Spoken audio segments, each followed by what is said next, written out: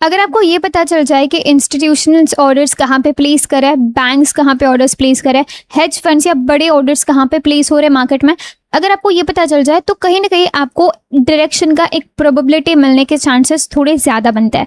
सो आज के इस वीडियो के अंदर हम बात करने वाले हैं price action smart money concept में से सबसे मोस्ट इंपॉर्टेंट कॉन्सेप्ट जो कि है एफवीजी का, फेयर वैल्यू गैप का। तो मेक श्योर करना इस वीडियो को आप एंड तक देख रहे हो, और अगर आप फर्स्ट टाइम इस वीडियो को देख रहे हो, चैनल पर विजिट किया हो, तो चैनल को सब्सक्राइब कर लीजिए। वीडियो थोड़ा भी हेल्पफुल लगता है तो वीडियो को लाइक कर दीजिए और एक अच्छे से कमेंट सेक्शन में जरूर से कर लेना। और अगर आपने प्राइस एक्शन की सीरीज अभी तक नहीं देखी है तो बेसिक से एडवांस की पूरी प्राइस एक्शन की सीरीज के लिंक आपको डिस्क्रिप्शन में दे रखे हैं, so you can definitely check out. So आज की इस वीडियो के अंदर हम बात करने वाले फेयर वैल्यू गैप के बारे में। फेयर वैल्यू गैप का मतलब क्या होता है, ये क्यों बनता है, कहाँ पे बनता है, एज ए ट्रेडर आपको इसमें कैसे समझना है, क्या समझना है, और इसके बनने के पीछे की साइकोलॉजी क्या होती है, सारी चीज़ों के बारे में आज हम डिटेल में जानने वाले हैं। तो इस वीडियो को एंड तक देख लीजिए। सब चलिए जानते हैं कि फेयर वैल्यू गैप के बनने का रीज़न क्या होता है। कई बार क्या होता है, जब इंस्टीट्यूशंस, बिग हेज फंड्स या बैंक्स जब ऑर्डर्स प्लेस कर रहे होता है तो वो काफ़ी बल्क में बड़ी अमाउंट प्लेस करता है, बड़े ऑर्डर्स प्लेस करता है। सो जब मार्केट में ऐसे ऑर्डर्स प्लेस हो रहे होते हैं तो ये सारे ऑर्डर्स एक बार में ही एग्जीक्यूट नहीं होते हैं। कई ऑर्डर्स अनफिल्ड रह जाता है, कई जो ऑर्डर्स हैं वो अनट्रिगर्ड रह जाते हैं, पेंडिंग रह जाता है।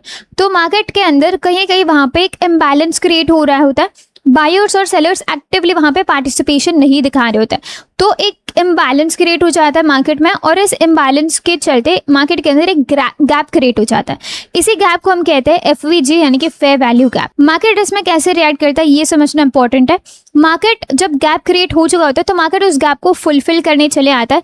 मार्केट क्या करता है, उस गैप को फिल करने चले आता है ताकि जो पेंडिंग ऑर्डर्स है, जो रिमेनिंग ऑर्डर्स हैं, अनट्रिगर्ड या जो अनफुलफिल्ड ऑर्डर्स है वो फुलफिल हो जाए, और फिर जैसे सारे ऑर्डर्स जो रिमेनिंग ऑर्डर्स है वो फुलफिल हो जाता है, मार्केट फिर से उसी ट्रेंड को कंटिन्यू करने की कोशिश करता है। सो इसी सिंपल कॉन्सेप्ट को हम कहते हैं एफवीजी, फेयर वैल्यू गैप। सो ये गैप तब बनता है जब आपको बड़े से कैंडल्स देखने को मिल जाता है चार्ट के ऊपर। सो जब ऑर्डर्स प्लेस हो रहा है बल्क में तो मार्केट के अंदर सडन मूव आ जाता है। तो एफवीजी पहचानने का फर्स्ट स्टेप होता है कि आपको एक बड़ी से कैंडल दिखनी चाहिए, और इसके बाद हम कैसे एफवीजी के प्रॉपर पैटर्न को समझेंगे इसे जरूर देखेंगे। इससे पहले बात कर लेते हैं कि कितने टाइप्स के फेयर वैल्यू गैप्स बनता है, ताकि आपको एक फेयर आइडिया मिल जाए एफवीजी के टाइप्स के रिलेटेड। अगर आपको वीडियो हेल्पफुल लगता है तो लाइक जरूर कीजिए। सो एफवीजी के 3 टाइप्स होता है। फर्स्ट टाइप होता है आपका बुलिश एफवीजी। इसका मतलब ये है कि मार्केट अगर बुलिश एफवीजी का पैटर्न अगर बनाता है तो वहां से मार्केट के बढ़ने के चांसेस हो गए। सेकंड टाइप होता है बेयरिश एफवीजी, मतलब अगर ऐसा पैटर्न अगर आपको दिख जाता है तो वहां पे मार्केट के डाउन आने के चांसेस ज्यादा होता है। थर्ड होता है इनवर्स एफवीजी, इसे भी हम डिटेल में समझेंगे। स्टार्ट करते हैं विद बुलिश एफवीजी। सो मैं आपको स्टेप बाय स्टेप बताऊंगी कि बुलिश एफवीजी को हम कैसे आइडेंटिफाई करते हैं। सबसे फर्स्ट स्टेप होता है कि मार्केट के अंदर हम आइडेंटिफाई करें कि ऐसी लंबी सी कैंडल कहाँ पे बन रही है, और ये जो लंबी कैंडल है वो ग्रीन कैंडल होनी चाहिए, बुलिश कैंडल होनी चाहिए। और फिर जब जैसे आप इस कैंडल को आइडेंटिफाई कर लेते हो तब आपको समझ जाना चाहिए कि यहाँ कहीं मार्केट के अंदर काफी बल्क ऑर्डर्स प्लेस हो रहे हो, इसलिए यहाँ पे सडन यहाँ पे मूवमेंट चल रहा है, मार्केट के अंदर काफी बड़ा ऑर्डर यहाँ पे प्लेस हो रहा है, तब जाके मार्केट काफी एग्रेसिवली मूव कर रहा है बुलिश के लिए। सो जैसे आपको ऐसे लंबी सी कैंडल दिख जाती है तो आपको क्या कर लेना है, तो आपकी जो सेकंड कैंडल होगी जो कि काफी लंबी होगी, उसके प्रीवियस कैंडल यानी कि फर्स्ट कैंडल के हाई से बनते हुए हमें एक लाइन ड्रॉ कर लेनी है। इसी तरह से हमें जो थर्ड कैंडल दिखती है, मतलब बड़ी कैंडल के बाद वाली कैंडल जब बन के खत्म हो जाती है तो हमें उस कैंडल के लो से बनते हुए एक लाइन ड्रॉ कर लेनी है। जब हम ऐसे लाइन ड्रॉ कर लेते हैं तो इसके बीच का जो ये गैप क्रिएट हो रहा होता है इसी को हम कहते हैं एफवीजी यानी कि फेयर वैल्यू गैप। सो जब ऐसे गैप क्रिएट हो जाता है आपको ये गैप दिखना चाहिए कि सिग्निफिकेंट गैप मार्केट के अंदर बना हुआ है।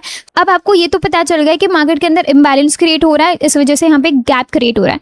ऑल्सो मैं आपको ये बताना चाहती हूँ कि ये जो आपके कैंडल्स के कलर्स होंगे, जो आपकी सेकंड कैंडल है बेसिकली वो आपकी ग्रीन होनी चाहिए, फर्स्ट कैंडल ग्रीन या रेड कोई भी हो सकती है। इसी तरह से जो थर्ड कैंडल है वो भी आपकी ग्रीन या रेड कोई भी कलर की हो सकती है। लेकिन अगर आपको बीच वाली कैंडल अगर बुलिश दिखाई देती है, इट मीन्स कि ये जो पैटर्न है वो बुलिश एफवीजी का पैटर्न है। सो जैसे आप गैप बना लेते हो तो इसे समझना कैसे मैं आपको बताती हूँ।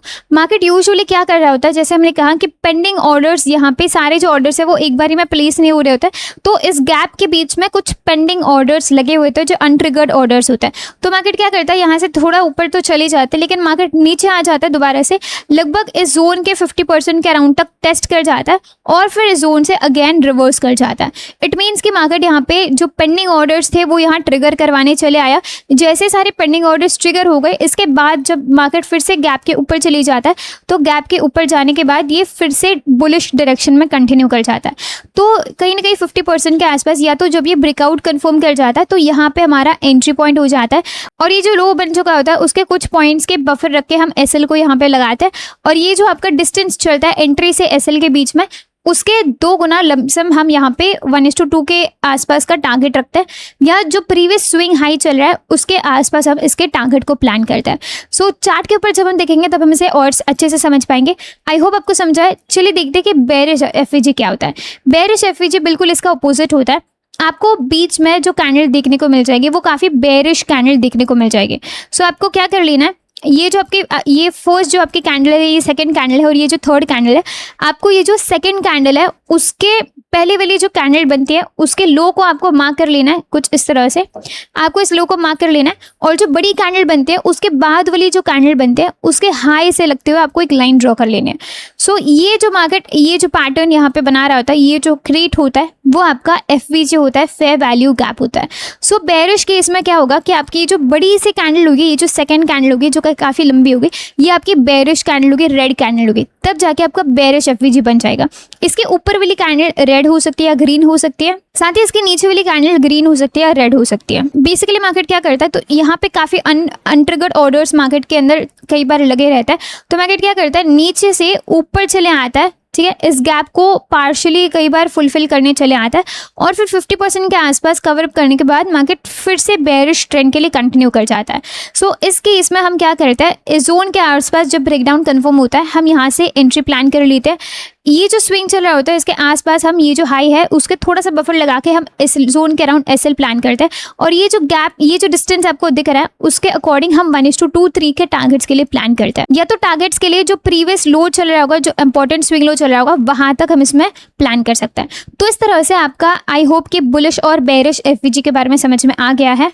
अब चलिए बात करते हैं कि इनवर्स एफवीजी क्या होता है। इनवर्स एफवीजी समझना इंपॉर्टेंट है क्योंकि ये basically as the name suggest inverse FVG, तो ये दोनों एफवीजी जो हमने डिस्कस किए उसका अपोजिट काम करता है। सो वैसे अगर आप यहाँ पे चेक कर लोगे, अगर कोई ऐसे मूवमेंट अगर आपको बना देता है और अगर ये कैंडल आपकी ग्रीन कैंडल होती है तो आपको, जैसे मैंने अभी आपको बताया कि यहाँ से आपको एक लाइन ड्रॉ कर लेनी है, इसके बाद यहाँ से आपको एक लाइन ड्रॉ कर लेनी है, और अगर मार्केट इसे टेस्ट कर रहा होगा ऊपर की तरफ तो ये बुलिश एफवीजी के अंदर कन्वर्ट हो जाएगा। लेकिन इनवर्स एफवीजी कई बार ऐसे नहीं करता है। इनवर्स एफवीजी अगर मार्केट को बनाना है तो मार्केट क्या कर जाएगा, इस गैप को पूरा का पूरा फुलफिल कर जाएगा। गैप को फुलफिल करने के बाद फिर मार्केट 50% तक रिटेस्ट करने आएगा, और रिटेस्ट करने के बाद मार्केट अगेन डाउन के लिए कंटिन्यू कर जाएगा। सो वैसे अगर आपका बुलिश एफवीजी बनता है तो यूजुअली मार्केट को ऊपर के लिए प्लान करना चाहिए था, पर ये ऊपर के लिए प्लान ना करते हुए गैप को पूरा फिल कर जाता है। गैप को पूरा फिल करने के बाद रिट्रेस कर जाता है 50% के अराउंड, और फिर 50% के आसपास से फिर से रिवर्स कर जाता है। सो इसी को हम कहते हैं इनवर्स एफवीजी। ऐसे आपके दूसरे केस में भी होता है। यहाँ पे यूजुअली जब ऐसे सेटअप बनता है, जब आपकी बीच वाली कैंडल बड़ी रेड कैंडल होती है तो आपके इसके हाई से चलते हुए एक लाइन ड्रॉ कर लेनी है, आपको इसके लो से चलते हुए एक लाइन ड्रॉ कर लेनी है, और जब आपको ऐसे 2 लाइन्स दिख जाता है इसके बाद आपको बेसिकली आपका बेरिश एफवीजी तब होगा जब मार्केट नीचे से ऊपर क्रॉस करके यहाँ से नीचे जब प्लान कर जाएगा, तो ये सेटअप आपका बेरिश एफवीजी का होता है। लेकिन मार्केट आपको ऐसे नहीं करके दिखाएगा। मार्केट बेसिकली क्या कर जाएगा, इसको ऊपर इस गैप को कंप्लीटली फिल कर जाएगा पहले गो में। कंप्लीटली गैप को फिल करने के बाद मार्केट फिर से टेस्ट करने आएगा, ये सारे 50% के जोन के अराउंड से टेस्ट करके अगेन ऊपर चले जाएगा। सो बेरिश एफवीजी जब बुलिश में कन्वर्ट हो जाता है तो इसे हम कहते हैं इनवर्स एफवीजी। इसी तरह से जब बुलिश एफवीजी, यहाँ से बुलिश एफवीजी बनना चाहिए था, लेकिन जब ये बेरिश में कन्वर्ट हो जाता है तो हम इसे भी कहते हैं inverse FVG. So I hope आपको इनवर्स एफवीजी का ये जो मतलब है वो समझ में आ गया होगा। एग्जाम्पल्स के थ्रू देखेंगे ताकि हमें और समझ में आ जाए। अगर आप यहाँ तक वीडियो देखते आ रहे हो तो येस लिख के जरूर से चैट सेक्शन में बता दीजिए ताकि मुझे पता चले कि कितने लोग सीरियसली इस वीडियो को देख रहे हैं।